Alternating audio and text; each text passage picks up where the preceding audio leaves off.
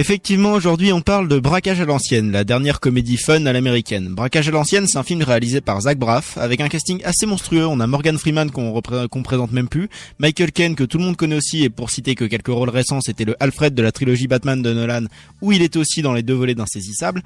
Et pour compléter le trio, on a aussi Alan Arkin, qui est moins connu du grand public, malgré une carrière complètement dingue et ultra remplie. Par exemple, c'était le grand-père de Little Miss Sunshine.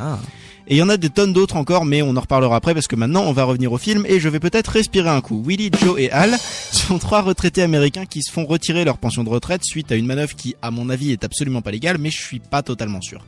Après avoir un peu réfléchi, ils décident d'organiser un braquage de banque pour récupérer ce qui leur est dû. Tout d'abord, il faut savoir que ce film est un remake de Going in Style, un film de Martin Brest sorti en 79. Mais aujourd'hui, on parle de la version de 2017 et on en dit du bien parce que oui, Braquage à l'ancienne est un film que j'ai beaucoup apprécié pour tout un tas de raisons. Déjà, comme je le disais, le casting est complètement fou. Évidemment, déjà avec le trio de tête, sachant que Freeman, Caine et Arkin sont tous les 3 des acteurs oscarisés. Et ces 3 acteurs sont déjà incroyables au cas par cas, mais en plus, l'alchimie entre eux est géniale. Leurs personnages sont extrêmement touchants, attachants et souvent complètement hilarants.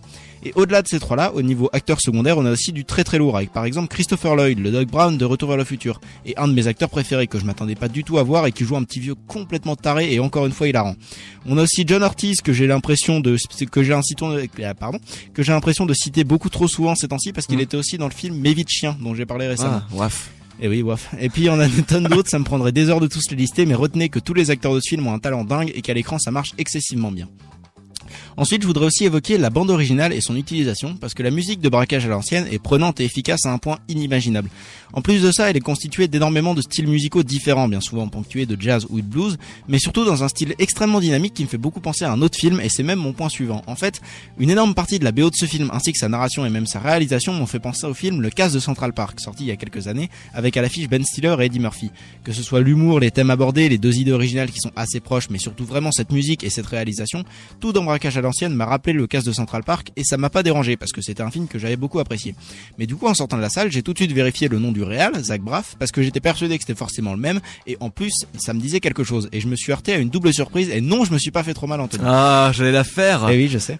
Non seulement les 2 films ont des réalisateurs complètement différents mais en plus de ça j'ai vite compris pourquoi le nom du réal me paraissait si familier. En fait Zach Braff il est aussi et surtout connu pour son rôle de JD, le héros de la mythique série Scrubs dont certains d'entre vous se souviennent sûrement. Je m'en souviens. Oui. D'ailleurs, à la musique que je croyais composée par le même compositeur, eh bien, ce fut un double échec puisque Rob Simonson, en charge de la musique sur Braquage à l'ancienne, n'a absolument rien à voir avec Le Casse de Central Park. Par contre, il était récemment en charge de la musique sur le film Demain tout commence avec Omar Sy. Mais pour en revenir à la réalisation de Zach Braff, du coup, elle a vraiment un style super sympa, rythmé, on s'ennuie pas une seule seconde. En plus de ça, le montage est vraiment particulièrement bien foutu, et pour ça, on remercie bien fort Myron Kerstein qui a fait un travail de dingue. Mais bon, le film pouvait pas être complètement parfait non plus, et c'est pour ça que j'ai quand même relevé 2-3 défauts.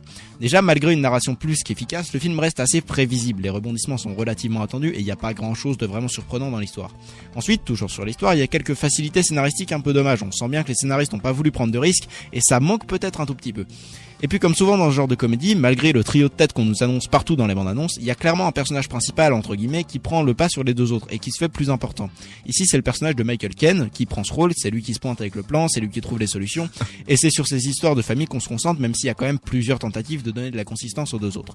C'est pas grave parce que ça passe très bien et qu'on peut vraiment pas dire que les autres personnages soient négligés, mais c'est un peu dommage de se baser toujours sur la même construction.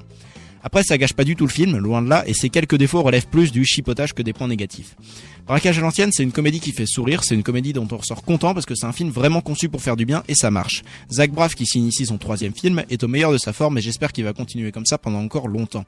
Le casting est encore une fois complètement génial et on sent que les acteurs s'éclatent vraiment à jouer leur rôle. Surtout Christopher Lloyd qui spécialise en ce moment dans les rôles de vieux tarés encore plus barges que son rôle dans Retour vers le futur et il le fait vraiment super bien.